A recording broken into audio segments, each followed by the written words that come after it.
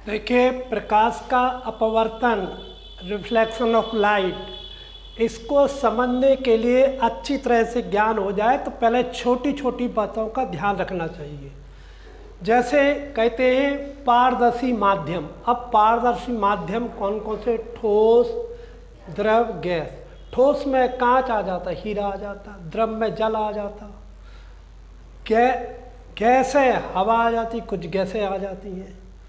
तो अब ये तीन माध्यम है। तो देखते ठोस के में अणु बहुत ही पास पास होते हैं, द्रव में कुछ दूर दूर होते हैं, गैस में बहुत दूर दूर होते हैं। तो ये सघन माध्यम क्या कहला? जिसके अणु पास, जिनकी हम तुलना कर रहे हैं उनमें किसमें अणु पास पास में है वो सघन है, और जिसमें अणु दूर दूर है वो विरल है। जैसे देखिए ठोस और द्रव में, ठोस के अणु पास है, द्रव के दूर दूर है, इसलिए ठोस सघन होगा, अर्थात कांच सघन होगा और जल विरल होगा।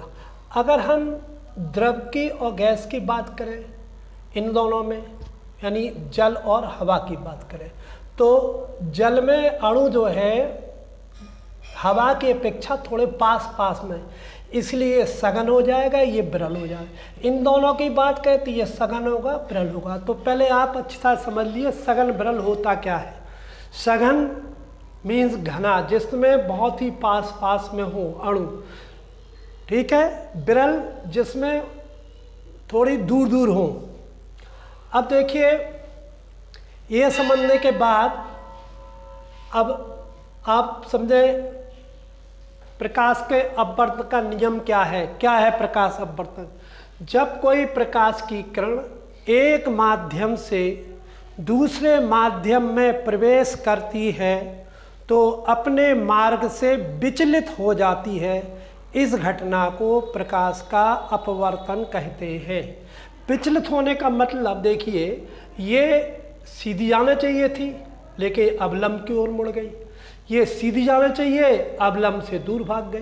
तो ये पास आना और दूर जाना किस बात पर निर्भर करता है?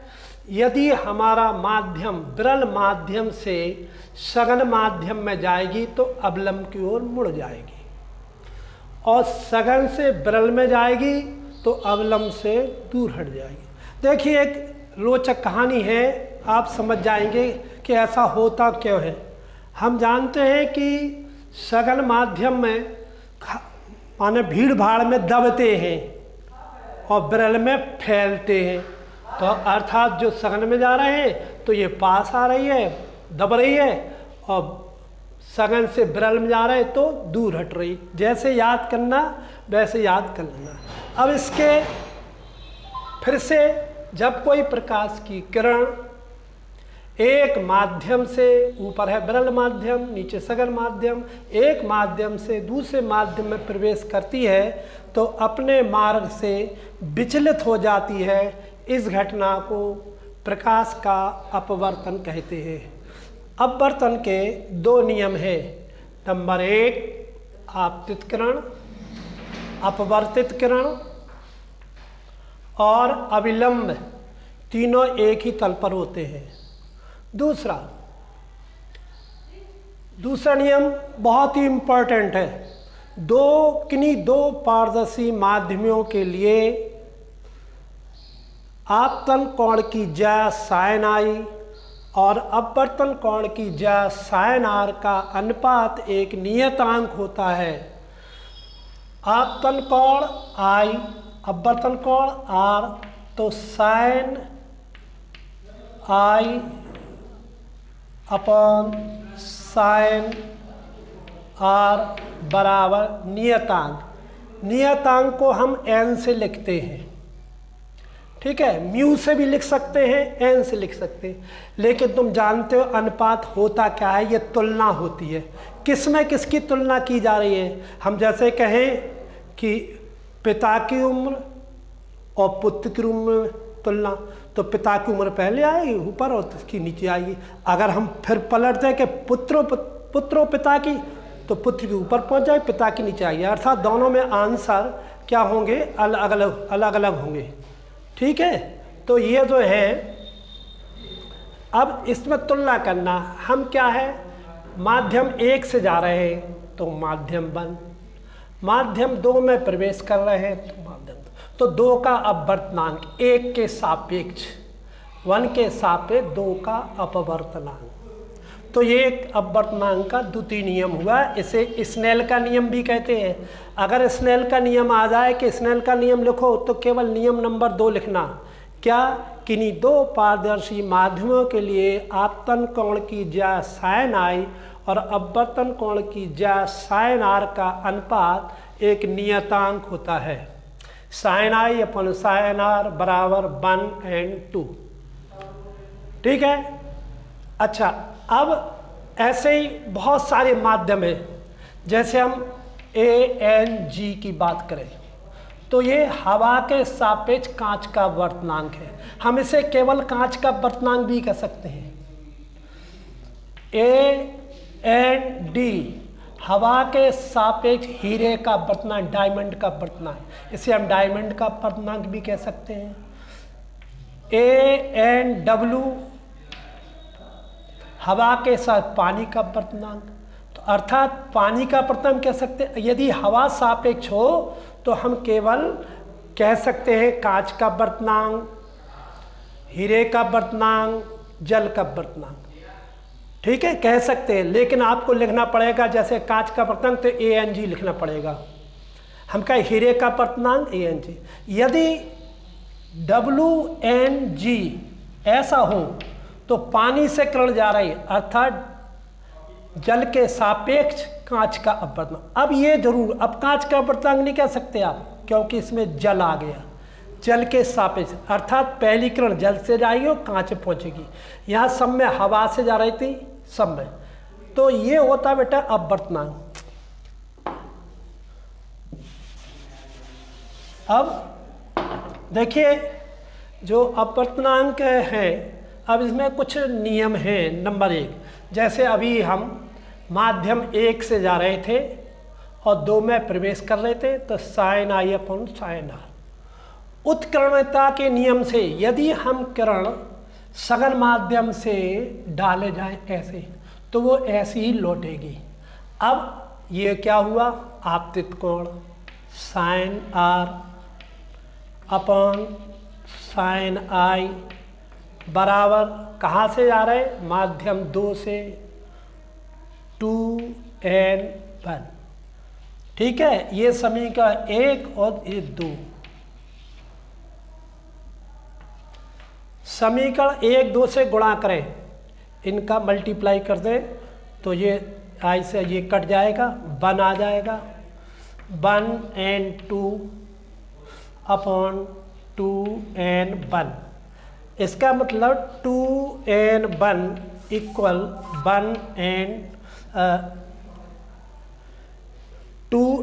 2n। अब इसके अपन ये इसका मल्टीप्लाई किया, सॉरी हमने थोड़ा गलत लिख दिया। हाँ, ये 1 आया, मल्टीप्लाई किया बेटे, 1n2 मल्टीप्लाई 2n1। अब हम 2n1 निकालेंगे तो इसका भाग देंगे 1 अपॉन 1n2, अर्थात एक माध्यम से दूसरे माध्यम का अपवर्तनांक दूसरे माध्यम के सापेक्ष पहले माध्यम का अपवर्तनांक एक दूसरे के व्युत्क्रमानुपाती होते हैं। जैसे हम कहें ANG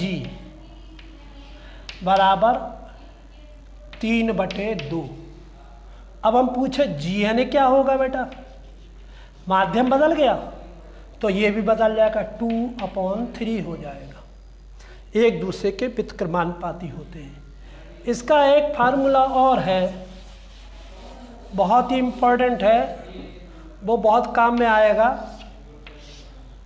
WNG, 3 माध्यमों के लिए WNG बराबर ANG अपॉन ANW। अगर हम कहें लिक्विड द्रव और कांच तो क्या होगा, ANG अपॉन ANL। ये बेटे अपवर्तनांक है। इस प्रकार आप अपवर्तनांक को समझा कर ये 3 माध्यमों के लिए होता, हम ये सिद्ध भी कर सकते हैं। देखो सिद्ध करके दिखाएं कैसे होता है ये। मान लीजिए एक माध्यम जो है, ऊपर है हवा, नीचे है जल, और एक माध्यम और है, यहाँ है कांच। ये अवलंब है, एक किरण यहाँ डाली, ये अपवर्त होके यहाँ गई, यहाँ गई। अब कांच के बाद फिर माध्यम हवा होगा, हवा शुरू होके हवा होगा, फिर यहाँ एक लंब डाल देंगे, तो ये कहाँ से, ये जल मानस सघन से विरल में अवलंब क्यों मुड़ गई, ये भी जल और कांच में ये विरल है, ये सघन, ये और मुड़ जाएगी। अब यहाँ से जा कर के ये कांच सघन है, ये विरल है, तो अवलंब से दूर हट जाएगी। इस प्रकार ये किरणें जाएंगी। तो हमने मान लिया ये साइन आई है, तो ये साइन आर, ये R1 है, ये आई है, ये अपवर्तन R1 है। चूँकि ये और ये समांतर है, एकांतर कोण बराबर होंगे, इसलिए ये भी होगा R1। मान लिया ये है तुम्हारा R2, तो ये भी क्या हो जाएगा R2। अब ये R3 ये एक दूसरे समांतर होंगी, इसलिए R3 इक्वल I। अब हम इनमें देखें, sine I upon sine R1 equal क्या होगा, कहाँ से गए, हवा से, ANG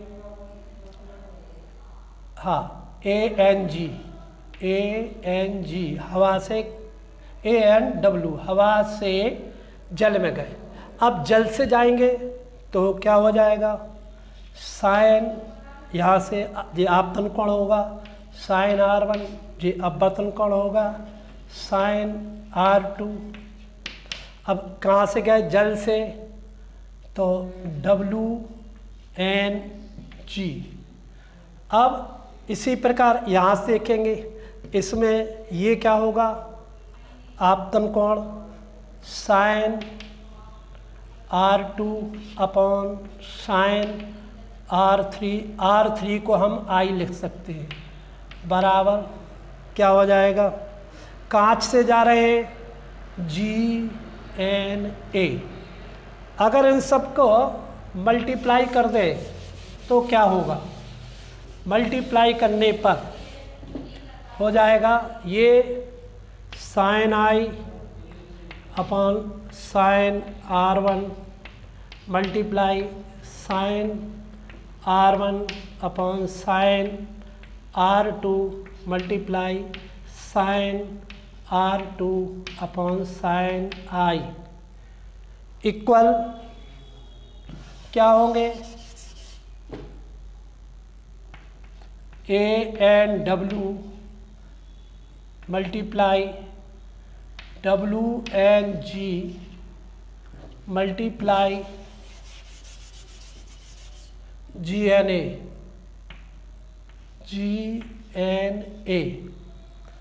लो।